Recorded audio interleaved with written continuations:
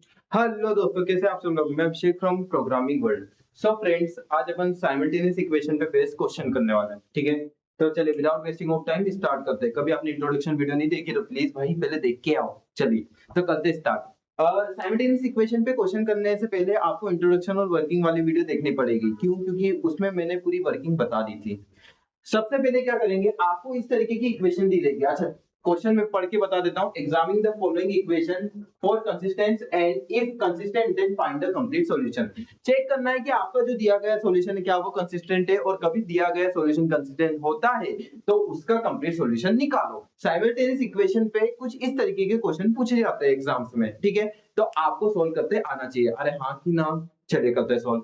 चलिए स्टार्ट करें फिर। चलिए सबसे पहले क्या करूंगा, सबसे पहले मुझे ये इक्वेशन दी है तो भाई वर्किंग में मैंने क्या बताया था भाई, इसकी ना आपको ऑगमेंटेड मैट्रिक्स बनाना रहता है। और ऑगमेंटेड मैट्रिक्स बनाने से पहले इस पूरी इक्वेशन को मैट्रिक्स फॉर्म में कन्वर्ट करना रहेगा। अरे भाई इस पूरी इक्वेशन को किस में कन्वर्ट करना है? मैट्रिक्स फॉर्म में। तो चलिए इस पूरी इक्वेशन को मैट्रिक्स फॉर्म में कन्वर्ट करते हैं। तो करके देखें, चलिए करते हैं। कैसे करेंगे?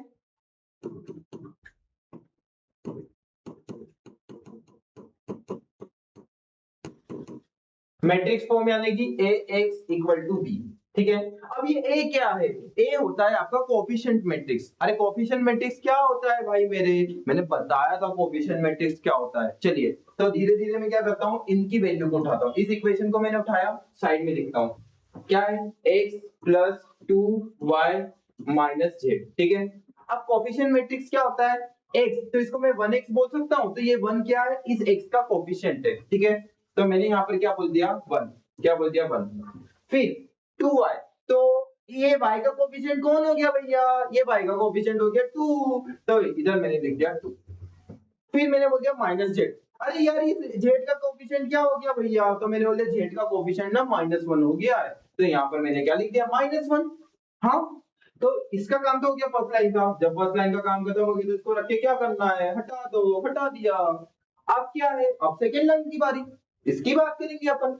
तो इसकी बात करते हैं, इसकी। चलिए तो ये क्या है? 3x minus y plus 2z, ठीक है।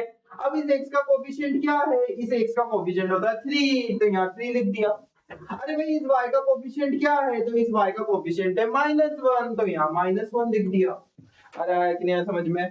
फिर इस z का कोएफिशिएंट क्या है? इस z का कोएफिशिएंट है +2, तो यहाँ 2 लिख दिया। अरे आया कि नहीं आया समझ में? आ गया ना? तो फिर आगे बढ़ते हैं। अब किसकी बारी? इसका काम तो खत्म हो गया, तो अब इसकी बारी ना। चलिए तो करके देखते हैं भाई, इसकी बारी पे आ जाता हूँ मैं। तो 2x minus 2y plus 3z। अरे हाँ कि ना? अब इस x का कोएफिशिएंट कौन है? इस x का कोएफिशिएंट ना 2 है, तो यहाँ 2 लिख दिया। अरे भाई इस y का कोएफिशिएंट कौन है? -2, तो -2 लिखने का। फिर इस z का कोएफिशिएंट, अरे भाई +3 है, देखो ना +3 है, तो यहाँ +3 लिखो। तो यहाँ पर आ गए +3, ठीक है।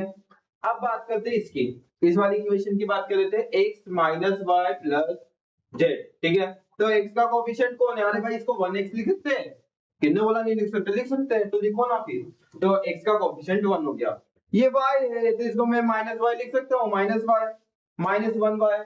अरे हाँ लिख सकता हूँ ना। तो इसका कोएफिशिएंट कौन हो गया? -1 हो गया। अरे भाई ये जेड है तो इसको क्या लिख सकता हूँ? +1 जेड। अरे हाँ लिख सकता हूँ, तो इसका कोएफिशिएंट कौन हो गया? +1 हो गया। अरे आया कि नहीं आया समझ में? आ गया ना? तो फिर आगे बढ़ते हैं। क्या तुम भी इतनी सी बात को, ये क्या बन गया? ये मेरा बन गया कोएफिशिएंट मैट्रिक्स। अरे कौन सा मैट्रिक्स बन गया? Coefficient matrix. तो इसको नाम दे दिया ए। ये जो ए है ये किसको शो करता है? कोएफिशिएंट मैट्रिक्स को शो करता है, ठीक है। मैं बता देता हूँ, ये जो ए एक्स इक्वल टू बी है, तो ये ए शो करता है कोएफिशिएंट मैट्रिक्स है। इंजीनियरिंग में भी हो, यहाँ स्पेलिंग का ध्यान रखना। मुझे नहीं आती, तुम्हें आती होगी। चलिए कोएफिशिएंट मैट्रिक्स। अरे ये x क्या है? ये अननोन मैट्रिक्स है। अरे क्या होता है अननोन मैट्रिक्स? पढ़ा था इंट्रोडक्शन वाले लेक्चर में, देख के आ जाओ समझ में आ जाएगा। तो ये क्या है? अननोन मैट्रिक्स है, यानी अननोन कॉलम मैट्रिक्स। अरे बी क्या है? ये कॉलम मैट्रिक्स है। कैसा मैट्रिक्स है भाई मेरे? Column matrix. आया कि नहीं आया समझ में? तो ये इसको बनाना है आपको, ऑब्वियसली बात है। तो बना लेते हैं। कोएफिशिएंट मैट्रिक्स तो मैंने निकाल लिया। कोएफिशिएंट मैट्रिक्स निकाल लिया ना, अब क्या निकालना है, अब अननोन मैट्रिक्स निकालना है। अननोन मैट्रिक्स क्या होता है भाई, इंट्रोडक्शन वाली वीडियो देख लो, और कभी अपन को आता है तो फिर बता देता हूँ। चलो तो यहाँ आ जाते हैं, तो इसकी बात कर लेते हैं। अब यहाँ पर क्या है, एक्स वाई और जेड, ये मेरे अननोन से, क्या है अननोन से, तो मैंने यहाँ लिख दिया एक्स वाई और जेड, ये मेरे अननोन आ गए, इक्वल टू ये भी क्या है, अरे भाई ये कॉलम मैट्रिक्स है। कौन सा कॉलम मैट्रिक्स, तो ये वाला कॉलम मैट्रिक्स। अरे कौन सा, ये वाला, ठीक है, ये वाला कौन सा भैया, इसे बताया करो। तो देखो x plus 2y minus z equal to क्या है, 3 है, तो ये आपका फर्स्ट कॉलम हो गया भाई। 3x minus y plus 2j equal to क्या है, 1 है, तो ये आपका सेकेंड कॉलम हो गया, ये रो हो गई, ठीक है, कॉलम एक ही है, रो हो गई। चलो 2x minus 2y plus 3z, अरे इक्वल टू क्या है, 2 है, तो ये थर्ड रो हो गई। फिर x minus y plus z equal to क्या है, -1 है, तो ये फोर्थ रो हो गई, ठीक है। तो ये आपका बन गया, क्या बन गया, a की वैल्यू ये आ गई, x ये रहा और b ये रहा। अब आपको क्या करना है, अब आपको ना अननोन मैट्रिक्स, ये आपने मैट्रिक्स के फॉर्म में पहले क्या किया, फर्स्ट स्टेप क्या थी भाई, इक्वेशन को मैट्रिक्स के फॉर्म में कन्वर्ट करना। फर्स्ट इक्वेशन क्या थी, इक्वेशन जो आपको दी गई इक्वेशन है उसको मैट्रिक्स के फॉर्म में कन्वर्ट करना, कर लिया, कर लिया। अब क्या बनाना है, ऑगुमेंटेड मैट्रिक्स बनाना है। कैसा मैट्रिक्स बनाना है भाई मेरे, ऑगुमेंटेड मैट्रिक्स, तो बना लेते हैं। तो चलिए इसको थोड़ा सा मैं ये लिख लिया, लिख लो इसको, ये क्वेश्चन को उतार लेना, ठीक है। अच्छा सुनो, ये रहा क्वेश्चन, पहले इसका स्क्रीनशॉट लो, ले लिया, चलो।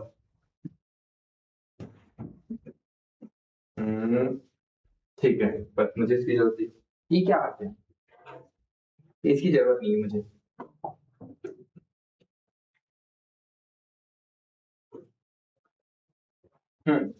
अब मैं क्या करूंगा, अब मैं ऑगुमेंटेड मैट्रिक्स बनाऊंगा। कौन सा मैट्रिक्स, ऑगुमेंटेड, ठीक है। अरे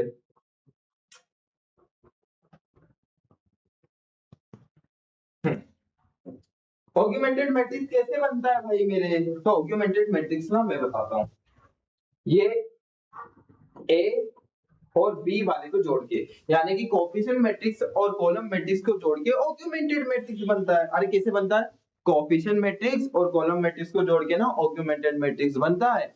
चलिए बना देते हैं। तो मैंने क्या किया, क्या किया, तो मैंने कोएफिशिएंट मैट्रिक्स को लिया। कोएफिशिएंट मैट्रिक्स में क्या है, तो कोएफिशिएंट मैट्रिक्स में ये सारे वर्ड्स है।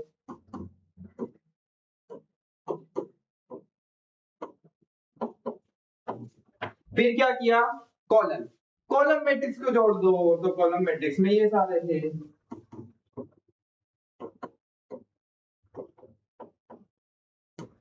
जुड़ गया, अरे आया कि नहीं आया समझ में, ठीक है, आ गया। तो आपने क्या किया, कोएफिशिएंट मैट्रिक्स को लिया और कॉलम मैट्रिक्स को लिया और दोनों को जोड़ दिया। अब क्या करना है, अब ना ऑगुमेंटेड मैट्रिक्स की रैंक निकालनी है। अरे कैसे निकालनी है, आपको क्या करना है, ऑगुमेंटेड मैट्रिक्स को अपर ट्रायंगुलर मैट्रिक्स में कन्वर्ट करना है, रैंक ऑटोमेटिक निकल जाएगी। आया समझ में, आपको क्या करना है, ऑगुमेंटेड मैट्रिक्स को अपर ट्रायंगुलर मैट्रिक्स में कन्वर्ट करना है, रैंक ना ऑलरेडी निकल जाएगी ऑटोमेटिकली। अब ये तो मैंने अपर ट्रायंगुलर मैट्रिक्स का ना नॉर्मल फॉर्म में भी बताया, रैंक ऑफ द मैट्रिक्स में भी बताया, इन सब में बता चुका हूँ। तो यहाँ पर अपन डायरेक्ट करेंगे कैलकुलेशन, वहां पर बहुत बेसिक से करिए कैलकुलेशन, ठीक है। तो आपको क्या करना है, पहले इसको जीरो बनाओ, फिर इन दोनों को जीरो बनाओ, फिर इन दोनों को, तीनों को जीरो बनाने की कोशिश करो, तो इससे क्या निकल जाएगी, आपकी रैंक निकल जाएगी ऑगुमेंटेड मैट्रिक्स की। तो चलिए बना के देखते हैं क्या क्या ऑपरेशंस लगेंगे। तो चलिए करता हूँ मैं पहला ऑपरेशन, क्या लगाता हूँ मैं, कैलकुलेशन कर रहा हूँ, ठीक है। R2 में ना R2 माइनस R1 कर रहा हूँ, क्या कर रहा हूँ, R2 में R2 माइनस R1, ठीक है।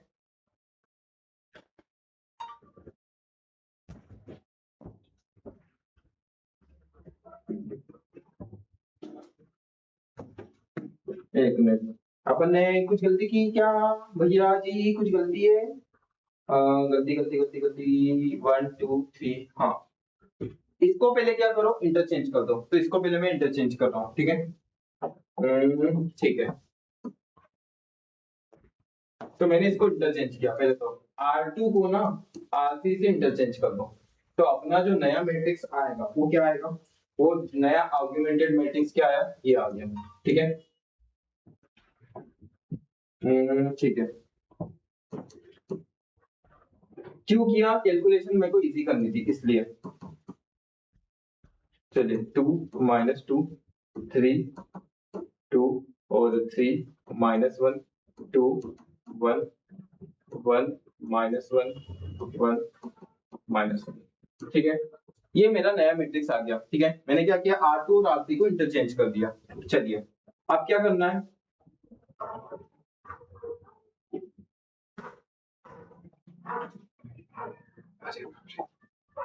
नहीं रे, आओ प्लीज। ये ना, ये बहुत दिक्कत देता है।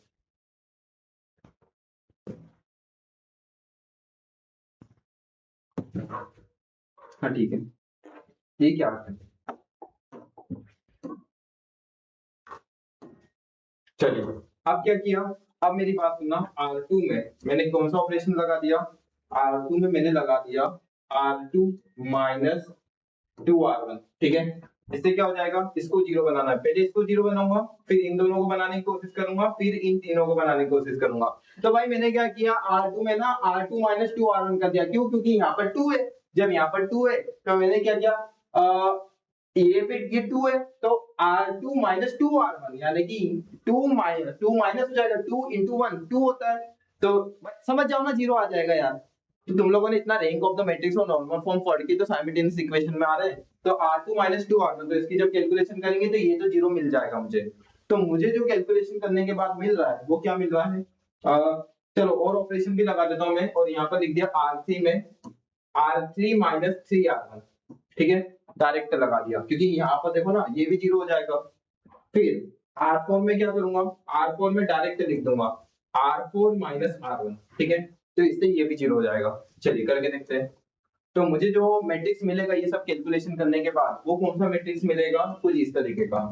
देखो रैंक ऑफ द मैट्रिक्स में बहुत अच्छा, यहाँ पर सिर्फ कॉलम ऑपरेशन लगेगा, है ना, कॉलम ऑपरेशन नहीं लगेगा, सॉरी।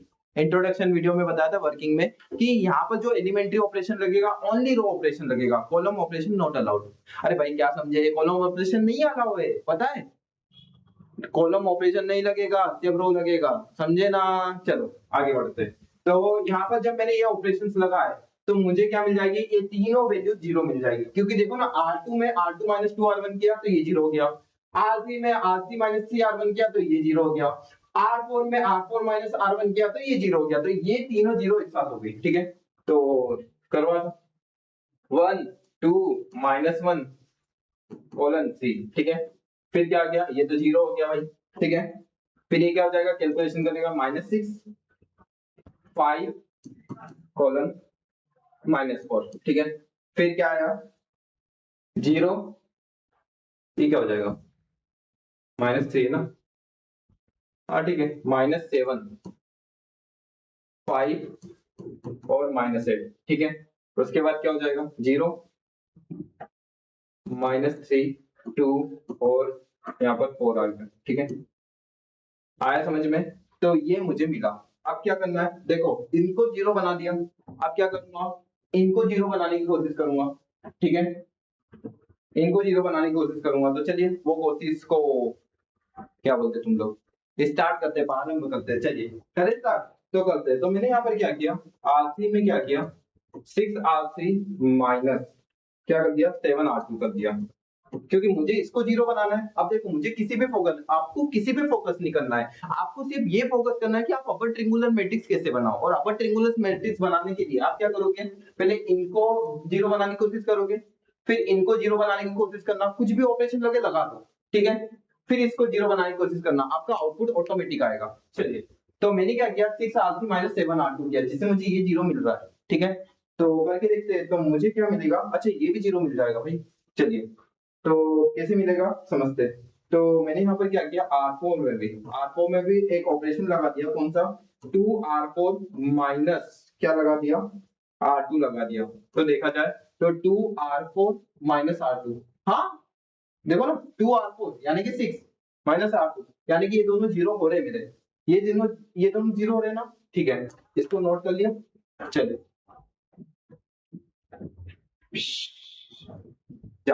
चलिए करें स्टार्ट। करते हैं। तो यहाँ पर जो मुझे ऑपरेशन कैलकुलेशन कर लेना, कैलकुलेशन में नहीं कर रहा हूँ ताकि वीडियो लंबी ना हो, ठीक है। तो कैलकुलेशन आप लोग कर लीजिएगा, ठीक है। बस मैं आपको कॉन्सेप्ट बता रहा हूँ कि इनको जीरो करना है ताकि आप एग्जाम में कॉन्सेप्ट याद रखो, ठीक है। चलिए तो करते हैं। अब क्या किया, इन सब करने के बाद जो मुझे नया मैट्रिक्स मिला होगा, नया ऑगमेंटेड मैट्रिक्स मिला होगा, वो कुछ इस तरीके का मिला होगा। क्या क्या मिला होगा भाई, ठीक है। तो मुझे जो नया मैट्रिक्स मिला, मेरे पास लिखा हुआ है, कैलकुलेशन में करके आया था घर से। तो जो नया ऑगमेंटेड मैट्रिक्स मिला वो ये मिला, 0 -6 5:4, फिर -4 है ना, फिर क्या आ गया 0 0 -5 -20, फिर क्या आ गया 0 0 -1 -4, ठीक है। ये मुझे मिला। अब क्या करना है, इन सभी को जीरो बना दिया, अब बस इसको जीरो बनाना बचा है, ठीक है। इसको जीरो बनाने की कोशिश करो, ऑटोमेटिक हो जाएगा आपका काम। बना देते जीरो, कौन सी बड़ी बात है भाई। वैसे मुझे लग रहा है ना कि ये दोनों जीरो हो जाएंगे। कैसे, ऊपर वाले को देखो, कभी ऊपर वाले को मैं 5 से डिवाइड कर दूं, मतलब R3 को ना कभी R3 डिवाइडेड बाय 5 कर दूं तो क्या आएगा। तो मुझे लगता है, देखो इसको जीरो बनाने की कोशिश कर रहा हूं मैं, है ना। उसके लिए सिंपल सी कैलकुलेशन बता रहा हूं मैं, 1 2 -1 3 0 -6 5 -4 0 0। अब R3 डिवाइडेड बाय 5 यानी कि -5 डिवाइडेड बाय 5 यानी कि -1 कोलन यहाँ पर -4।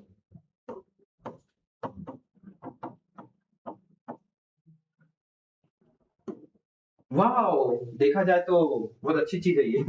चलिए तो अब क्या करते हैं, इतना लिख लिया होगा आप सभी ने, ठीक है। इसको मैं हटा देता हूँ यार। चलिए अब यहाँ पर देखा जाए तो मैं क्या करता हूँ, R4 में क्या कर देता हूँ, माइनस कर देता हूँ R3 को।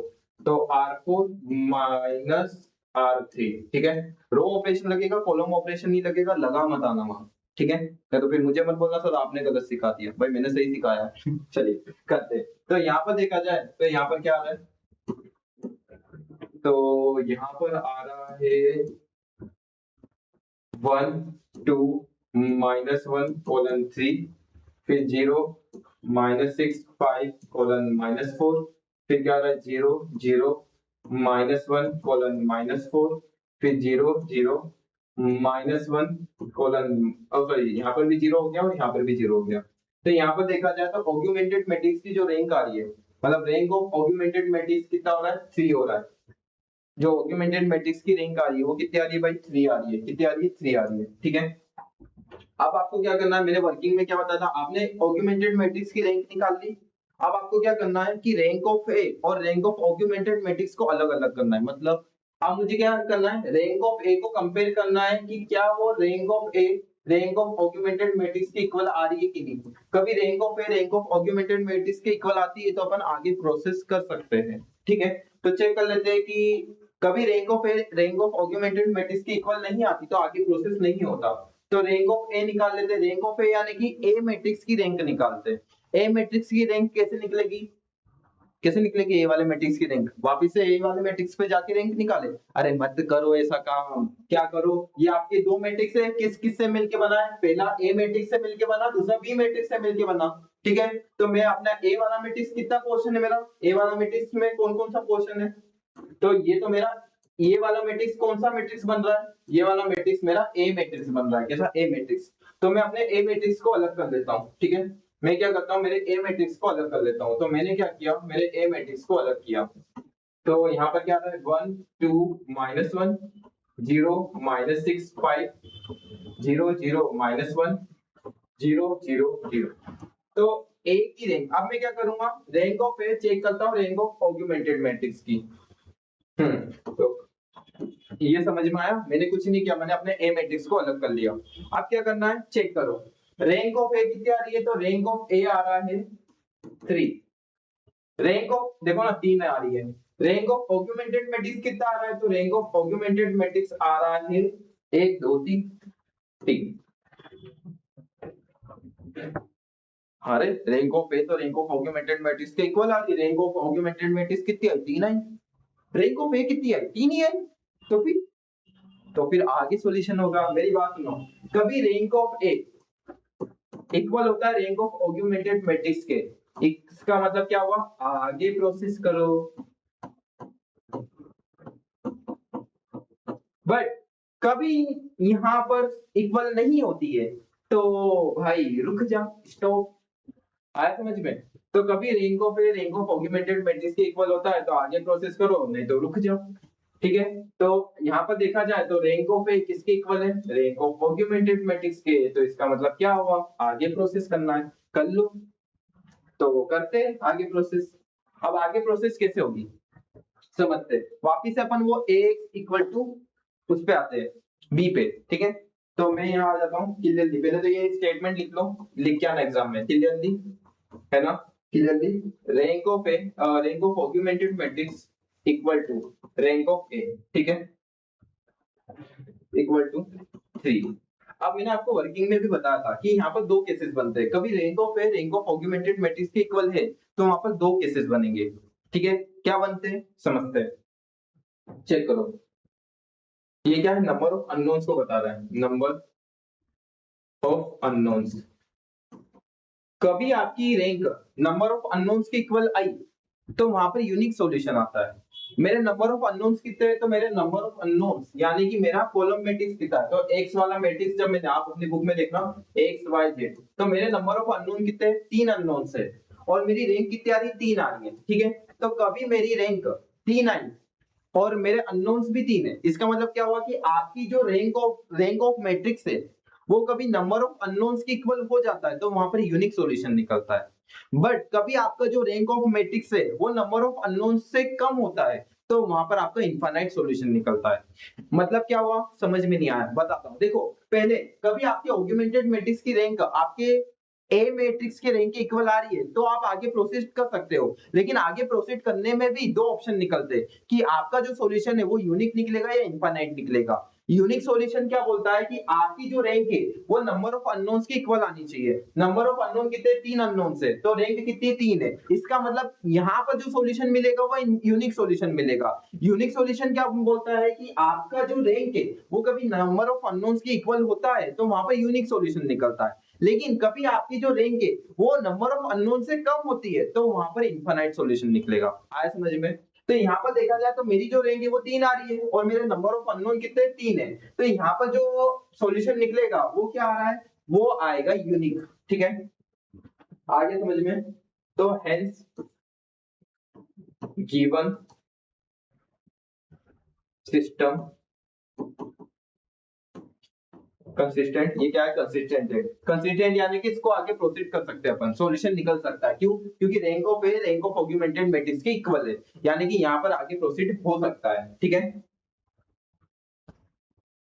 And has a unique solution. इसका सॉल्यूशन कैसा भाई, यूनिक है।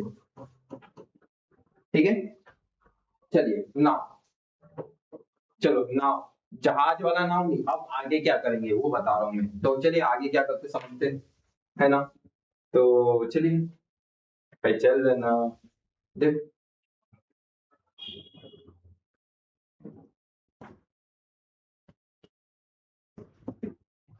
ठीक है, हाँ ठीक है, आपने स्क्रीनशॉट तो दे दिया होगा। आगे का प्रोसीड करते हैं, है ना। तो चलिए वापिस से मैं अपनी a x equal to b पे आ जाता हूँ। लेकिन इस बार मेरा जो ऑगमेंटेड मैट्रिक्स है वो क्या निकला था, a मैट्रिक्स की रैंक क्या आई थी, a मैट्रिक्स जो है इस बार मेरा क्या निकला था, कोएफिशिएंट मैट्रिक्स। तो मेरा जो a मैट्रिक्स है वो क्या निकला था, 1 2 -1, फिर क्या आया था 0 -6 5, फिर क्या आया था 0 0 -5, फिर क्या आया था 0 0 0, ये आया था। मैंने x में क्या है, x y z, ठीक है। फिर इक्वल टू कॉलम मैट्रिक्स की बात की जाए, कॉलम मैट्रिक्स क्या निकला था, 3 -4 -20 और 0। ठीक है, ये आया था। दो मैट्रिक्स को 4 लगा दें तो, है ना, ये तो रिकॉर्डिंग बंद हो जाएगी।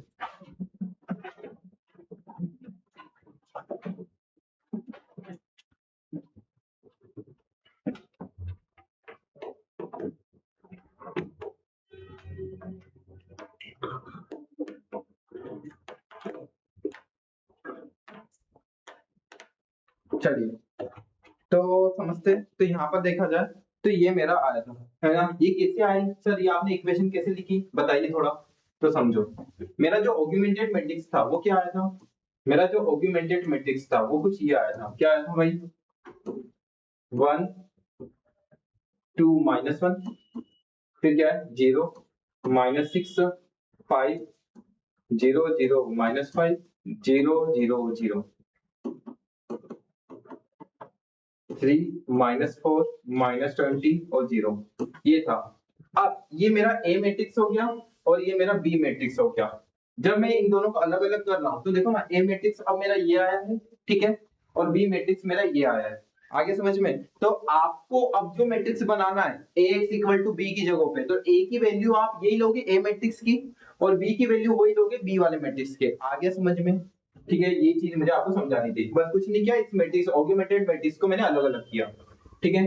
अब क्या करना है, मल्टीप्लाई कर दो, इसका मल्टीप्लाई इसमें करो, मल्टीप्लाई इसको सॉल्व करते हैं इस इक्वेशन तो यहाँ क्या आ जाएगा, 1x plus 2y minus z equal to 3, ठीक है। इस इक्वेशन को सॉल्व कर रहा हूँ, 1 का मल्टीप्लाई x में, 2 का मल्टीप्लाई y में और -1 का मल्टीप्लाई z में, इक्वल टू क्या आ रहा है 3, ठीक है। फिर हाँ 0x -6y plus 5z equal to -4, फिर क्या आया 0x प्लस में 0y माइनस में 5z इक्वल टू -20, फिर क्या आ रहा है 0x प्लस में 0y प्लस में 0z इक्वल टू 0, ठीक है।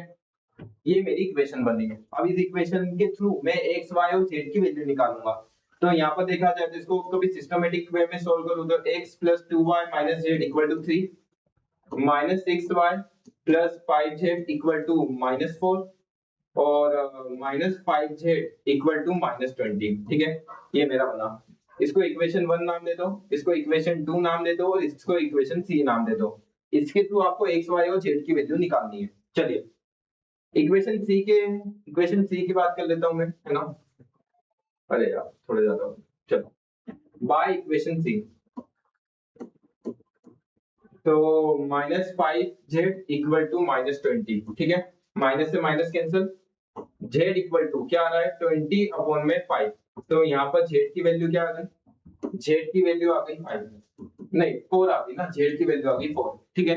अब इस z की वैल्यू को मैं इक्वेशन 2 में रख देता हूँ, put z equal to 4 in equation 2, ठीक है। तो -6y plus 5 into 4 equal to -4, तो कितना हो गया -6y प्लस 20 इक्वल टू -4, तो -6y इक्वल टू में -24, तो माइनस से माइनस कैंसिल, तो y इक्वल टू में क्या आ रहा है, यहाँ पर भी 4 आ रहा है, ठीक है। अब इस y की वैल्यू को किस में रख दो, इक्वेशन 1 में रख दो, तो x की वैल्यू आ जाएगी,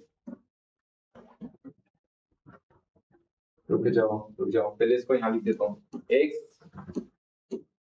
plus 2y minus z equal to 3, तो पुट y इक्वल टू 4, इधर y इक्वल टू 4 रख दो, तो x plus 2 into 4 minus z equal to 3, तो यहाँ पर क्या क्या x प्लस 8 माइनस z,